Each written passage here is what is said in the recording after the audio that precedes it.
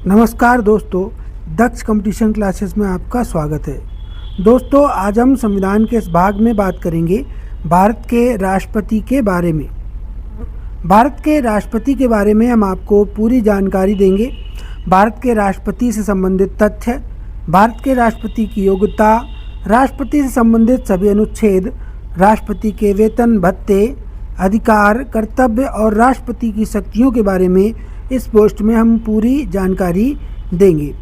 तो अगर आपको ये हमारी पोस्ट अच्छी लगे तो इसे अपने दोस्तों में शेयर कीजिएगा। हमसे जुड़े रहने के लिए हमारे चैनल को सब्सक्राइब कर लीजिएगा। आइए शुरू करते हैं दोस्तों। राष्ट्रपति दोस्तों भारत का पहला नागरिक होता है।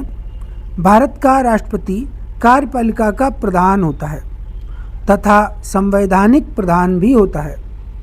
संघ की कार्यपालिका की शक्तियां राष्ट्रपति में ही निहित होती हैं। राष्ट्रपति संसद का अभिन्न अंग होता है। वर्तमान में भारत के 15वें राष्ट्रपति श्री द्रौपदी मुर्मू जी हैं।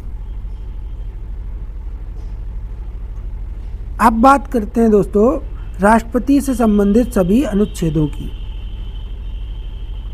तो भारत का संविधान का अनुच्छेद 52 कहता है कि भारत का एक राष्ट्रपति होगा।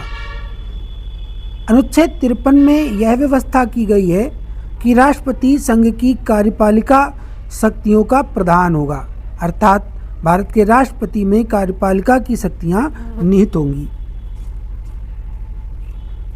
दोस्तों, अनुच्छेद 54 में यह निर्धारित किया गया है कि राष्ट्रपति के निर्वाचक मंडल में कौन कौन शामिल होगा। तो अनुच्छेद 54 के अनुसार राष्ट्रपति के निर्वाचन में संसद के सदस्य और विधायक यानी राज्य विधानसभाओं के सदस्य शामिल होते हैं। अनुच्छेद 55 की बात की जाए तो राष्ट्रपति के निर्वाचक मंडल पद्धति का उल्लेख इसमें किया गया है, जिसमें एकल संक्रमणीय पद्धति से राष्ट्रपति का चुनाव कराया जाता है। अनुच्छेद 56 में राष्ट्रपति के कार्यकाल से संबंधित जानकारी दी गई है। तो दोस्तों, शपथ ग्रहण से लेकर के 5 वर्ष तक राष्ट्रपति का कार्यकाल होता है। राष्ट्रपति की योग्यताओं की बात की जाए तो भारत का राष्ट्रपति बनने के लिए किसी भी व्यक्ति में निम्न योग्यताएं होना जरूरी हैं। जैसे सबसे पहले भारत के राष्ट्रपति बनने के लिए भारत का नागरिक होना जरूरी है। भारत का राष्ट्रपति बनने के लिए 35 वर्ष की आयु पूरी होना जरूरी है। राष्ट्रपति की अन्य योग्यताएं यह हैं कि व्यक्ति किसी लोकसभा का सदस्य बनने की अपनी पूरी योग्यता रखता हो, चुनाव के समय किसी भी प्रकार का लाभ का पद धारण नहीं करता हो। आपको ये भी याद रखना है कि राष्ट्रपति और उपराष्ट्रपति या मंत्रिपरिषद का सदस्य के पद को लाभ का पद नहीं माना जाता है। इसके बाद दोस्तों हम लोग बात करेंगे राष्ट्रपति के निर्वाचन की। तो भारत एक गणतंत्र देश है, इसलिए यहाँ पर देश के प्रमुख औपचारिक पद के लिए चुनाव होता है। राष्ट्रपति के निर्वाचन के लिए अन्य चुनाव पद्धति अपनाई जाती है, जैसे कि अनुच्छेद 55 के अनुसार राष्ट्रपति के निर्वाचन के लिए समानुपातिक प्रतिनिधित्व वाली एकल संक्रमणीय पद्धति का प्रयोग किया जाता है। राष्ट्रपति का निर्वाचन चुने हुए प्रतिनिधियों द्वारा किया जाता है, अर्थात राष्ट्रपति के निर्वाचन मंडल में राज्यसभा और लोकसभा तथा सभी राज्य की विधानसभाओं के निर्वाचित सदस्य भाग लेते हैं। सीधे शब्दों में मैं अगर कहूँ तो राष्ट्रपति के चुनाव में सांसद और विधायक हिस्सा लेते हैं।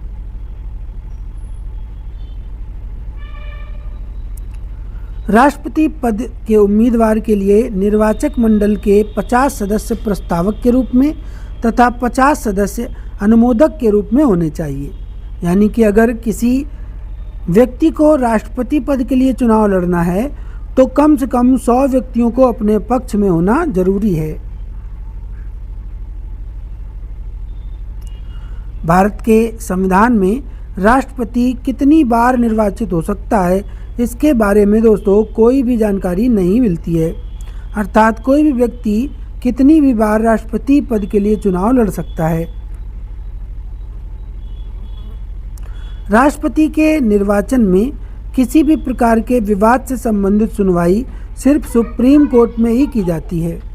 राष्ट्रपति के कार्यकाल 5 वर्ष का होता है। राष्ट्रपति के पद त्यागने से पहले ही चुनाव आयोग नए राष्ट्रपति के लिए चुनाव आयोजित करवा देता है। भारत के राष्ट्रपति को सर्वोच्च न्यायालय का मुख्य न्यायाधीश शपथ दिलाता है और दोस्तों भारत का राष्ट्रपति अनुच्छेद 60 के तहत शपथ ग्रहण करता है तथा राष्ट्रपति अपने पद का इस्तीफा उपराष्ट्रपति को देता है।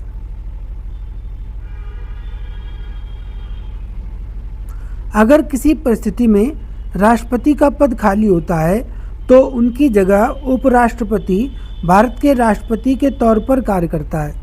लेकिन अगर उपराष्ट्रपति भी उस समय उपलब्ध नहीं होता है तो सर्वोच्च न्यायालय का मुख्य न्यायाधीश भारत के राष्ट्रपति के तौर पर कार्य करता है।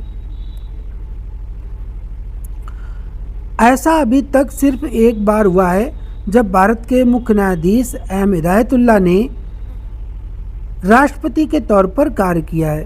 लेकिन इस समय चुनाव आयोग की जिम्मेदारी होती है कि उसे 6 माह के अंदर नए व्यक्ति को राष्ट्रपति के तौर पर चुनाव करवाना होता है। इसके बाद दोस्तों हम लोग बात करते हैं राष्ट्रपति के वेतन और भत्ते की। तो भारत के राष्ट्रपति का मासिक वेतन 5 लाख रुपया प्रतिमाह होता है, जबकि राष्ट्रपति के लिए 9 लाख रुपया वार्षिक पेंशन का उल्लेख किया गया था। किंतु वर्तमान में भारत के राष्ट्रपति को 1.5 लाख रुपया प्रति माह पेंशन के रूप में दोस्तों दिया जाता है। अब बात करेंगे भारत के राष्ट्रपति के अधिकारों की। तो भारत के राष्ट्रपति के पास बहुत सारे अधिकार होते हैं, लेकिन अगर सच्चाई देखी जाए तो राष्ट्रपति की शक्तियों का प्रयोग केंद्रीय मंत्रिपरिषद अपने अनुसार ही करती है। राष्ट्रपति की नियुक्ति संबंधी शक्तियों का अधिकार भारत के राष्ट्रपति के पास नियुक्तियों संबंधी अधिकार होते हैं। यानी कि हम ये कह सकते हैं कि भारत का राष्ट्रपति प्रधानमंत्री की सलाह पर मंत्रिपरिषद व अन्य सदस्यों की नियुक्ति करता है और भारत का राष्ट्रपति प्रधानमंत्री की नियुक्ति तो करता ही है। दोस्तों राष्ट्रपति सर्वोच्च न्यायालय और उच्च न्यायालय के मुख्य न्यायाधीशों की नियुक्ति भी करता है। राष्ट्रपति भारत के सभी राज्यों के राज्यपालों की नियुक्ति करता है।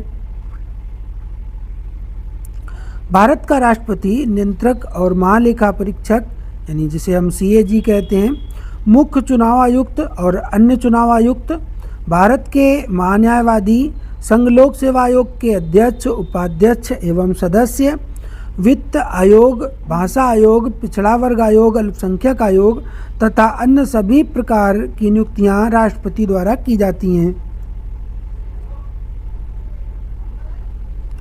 राष्ट्रपति की विधायी शक्तियों की बात की जाए तो भारत का राष्ट्रपति संसद का अभिन्न अंग होता है। संसद के दोस्तों 3 अंग होते हैं, लोकसभा, राज्यसभा और राष्ट्रपति। राष्ट्रपति के पास संसद के सत्र को आहूत करने, संसद के सत्र को समाप्त करने तथा लोकसभा भंग करने का अधिकार अनुच्छेद 108 में होता है। राष्ट्रपति संसद के किसी भी सदन में अपना भाषण दे सकता है। संसद द्वारा पारित विधेयक राष्ट्रपति की सहमति के बाद ही कानून का रूप लेता है। संसद में धन विधेयक प्रस्तुत करने से पहले राष्ट्रपति की सहमति लेना अति आवश्यक होता है। राष्ट्रपति संसद के दोनों सदनों की संयुक्त बैठक बुला सकता है। राष्ट्रपति के पास में राज्यसभा में 12 सदस्यों को मनोनयन करने का अधिकार होता है। यह सभी सदस्य विभिन्न क्षेत्रों जैसे साहित्य, कला, पत्रकारिता, सामाजिक कार्य, खेल आदि से लाए जाते हैं। अब बात करेंगे राष्ट्रपति की अध्यादेश जारी करने की शक्ति की। तो जब संसद का कोई सदन नहीं चल रहा होता है और देश में किसी कानून को लागू करने की आवश्यकता होती है तो राष्ट्रपति अनुच्छेद 123 के तहत अध्यादेश जारी करता है। अध्यादेश किसी भी सामान्य कानून की तरह ही काम करता है, लेकिन जब संसद का सत्र शुरू होता है तो उसके 6 सप्ताह के अंदर उस अध्यादेश को संसद में पारित करना होता है, अन्यथा अध्यादेश वहीं पर समाप्त हो जाएगा।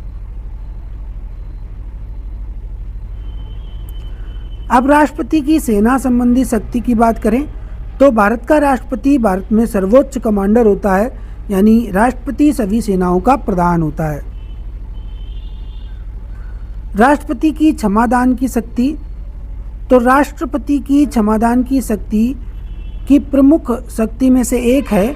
इस शक्ति का प्रयोग करके राष्ट्रपति किसी भी व्यक्ति की सज़ा को माफ़ कर सकता है, उसे कम कर सकता है या सज़ा के प्रकार को बदल सकता है। राष्ट्रपति की क्षमादान से संबंधित शक्तियों का उल्लेख संविधान के अनुच्छेद 72 के तहत किया गया है।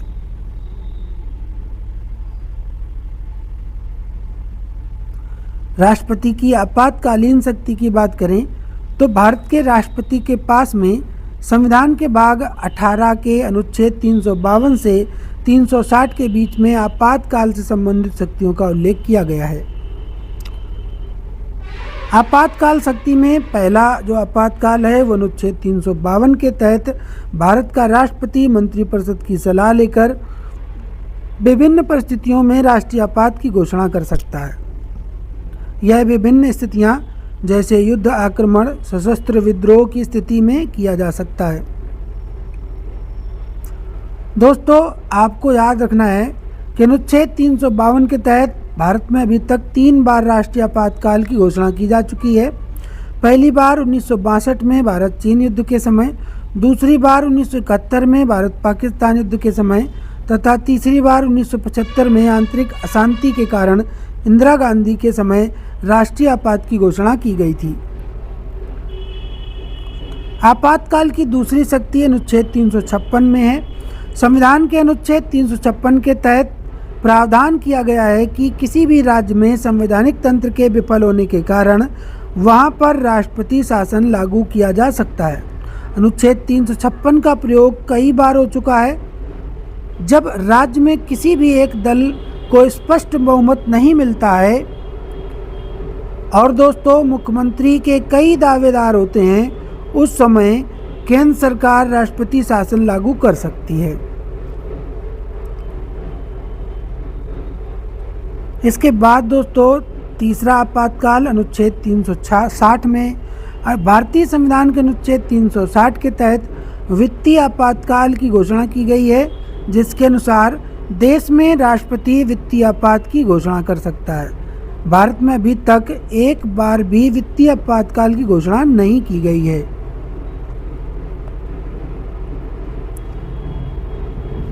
इसके बाद दोस्तों विभिन्न राष्ट्रपतियों से संबंधित महत्वपूर्ण तथ्य, जिसमें डॉक्टर राजेंद्र प्रसाद की बात करें तो ये भारत के पहले राष्ट्रपति थे। लगातार भारत के 2 बार राष्ट्रपति रहे थे। राष्ट्रपति वीवी गिरी के निर्वाचन के समय दूसरे चक्र की मतगणना करनी पड़ी थी। भारत में नीलम संजीव रेड्डी एकमात्र राष्ट्रपति रहे जिनको एक बार चुनाव हार गए और दूसरी बार निर्विरोध चुने गए थे। भारत देश की पहली महिला राष्ट्रपति प्रतिभा देवी सिंह पाटिल 2007 से 2012 तक रही थी।